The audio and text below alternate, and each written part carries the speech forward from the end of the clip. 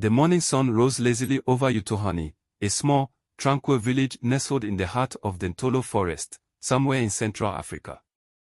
Known for its lush greenery, vibrant markets, and rhythmic drumming that echoed from the communal square, Utohani was a picture of harmony. Its people, numbering just over 1,200, lived in harmony with their environment, farming, weaving, and hunting as their ancestors had for generations. But beneath the surface of this paradise lay a shadow. To the west of the village, hidden behind towering baobab trees and thorny acacias, was the abandoned Akaine Research Compound. The compound had been established decades ago by foreign scientists, promising to revolutionize agriculture through genetic modification. The project had ended abruptly amid rumors of chemical leaks and disappearances. Locals avoided the site, calling it Nkoa, meaning the forbidden place. That Friday began like any other day, calm, warm, and filled with the promise of the harvest season. But by the end of it, Utohani would be a wasteland, its name forever cursed. The village's headwoman, Mama Chipo, awoke to the sound of birds falling silent. This was strange, the forest was never quiet at dawn. She stepped out of her mud brick hut and squinted at the horizon. A faint, yellowish mist hovered in the distance, creeping closer like a ghostly shroud. At the central well, young Adisa and her friends laughed and splashed water on each other.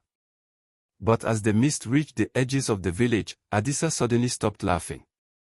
She gripped her throat, coughing violently. Her friends backed away as she collapsed, foam bubbling from her mouth. The mist spread quickly, carried by the morning breeze. Farmers returning from the fields stumbled into the village, their faces pale, their eyes bloodshot. One man, Baba Odongo, staggered into the square, yelling incoherently before collapsing. His body convulsed violently as a crowd gathered. "It's a curse," someone screamed, while others ran for their homes. By midday, panic had engulfed Utohani. The mist was everywhere, seeping into homes and clinging to the air like a malevolent spirit. The villagers turned to Ngoma, the elderly witch doctor known for his wisdom and connection to the ancestors. He lived in a secluded hut on the outskirts of the village, surrounded by charms and relics. Mama Chipo led a group to his home, where they found him performing a ritual, his face grave. "This is no ordinary sickness," he said, his voice deep and resonant. "The ancestors warned me of a poison buried in the forbidden place. It has awakened." Ngoma told them of the Akaine Research Compound, explaining that its experiments had disturbed the land's balance. "This is not a curse from the gods," he said. "It is the work of men who defied them." Mama Chipo knew they had to act quickly. But what could they do against an invisible enemy? As the day wore on, the effect of the mist grew more horrifying. It wasn't just making people sick, it was driving them mad.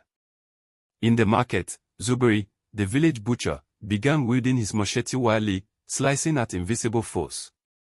His neighbors tried to restrain him, but he fought them off with inhuman strength, his eyes wide and unblinking. Elsewhere, a mother, Amina, clutched her baby tightly and ran screaming into the forest, never to be seen again. The once vibrant village square turned into a battlefield of chaos. Drummers abandoned their instruments, and traders left their goods scattered as they fled. Smoke from small fires mingled with the yellow haze, creating a choking atmosphere that left everyone gasping for air. In the safety of her hut, Nasaira, a schoolteacher, tried to keep the children calm. She covered their faces with damp cloths and sang lullabies, her voice trembling. But even she couldn't ignore the screams outside. As darkness fell, Mama Chipo called for a meeting of the few remaining sane villagers. They gathered under the ancient Ukulu tree, a sacred site of council. Among them was Kofi, a young man who had once worked as a guard at the Akaine Research Compound before it closed. He revealed what little he knew. They were experimenting with something they called Biowave 17. They said it could make plants resistant to drought, but there were whispers of it being tested as a weapon. When the funding stopped, they left everything behind: chemicals, equipment, even live experiments.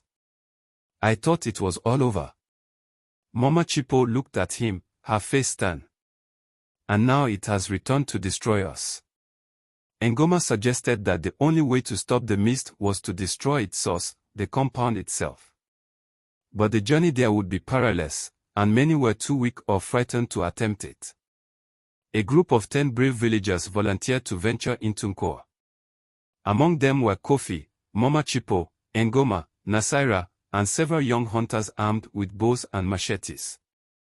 They wrapped themselves in layers of cloth and smeared their skin with medicinal herbs Ngoma claimed would offer protection. The forest was eerily quiet as they approached the compound. The mist thickened, and the air grew heavier, making every step feel like a struggle. They found the compound gates hanging off their hinges, vines snaking through the rusted metal. Inside, the scene was even worse: broken glass, overturned equipment, and signs of a violent struggle. In the main laboratory, they discovered rows of shattered canisters, some still leaking the yellow gas. A battered logbook lay open on a desk, its pages filled with scientific jargon. Ngoma traced a trembling finger over the words. "This is the poison," he said. "The ancestors weep for what has been done here." Kofi found a control panel and managed to decipher enough of it to initiate a self-destruct sequence. "We have 5 minutes to get out," he warned.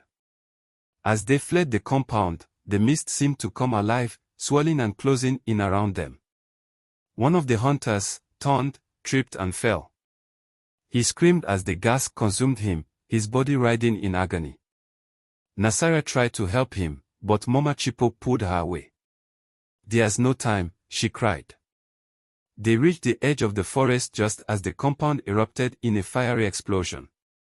The ground shook, and a wave of heat swept over them. The yellow mist began to dissipate, its malevolent grip finally broken. But the cost was staggering. Of the 10 who had entered Nkoa, only 5 returned. The explosion destroyed the compound and neutralized the gas, but Utohani was no longer the same. Over half the population had perished, and those who survived were scarred, physically and emotionally. The once thriving village was now a shadow of itself, its people haunted by what they had endured. Ngoma, weakened by the ordeal, passed away shortly after, his final words a plea for the ancestors to protect the survivors. Mama Chipo vowed to rebuild, but she knew it would take generations to heal the wounds of that day. Years later, the story of Utohani became legend, whispered around campfires and sung in mournful ballads. Some spoke of a cursed village destroyed by foreign greed, while others told of a brave few who defied the odds to save what remained. But for those who lived through it, Black Friday was not just a tale, it was a scar etched into their souls, a grim reminder of humanity's capacity for destruction. Thanks for watching. Please subscribe, like and share for more.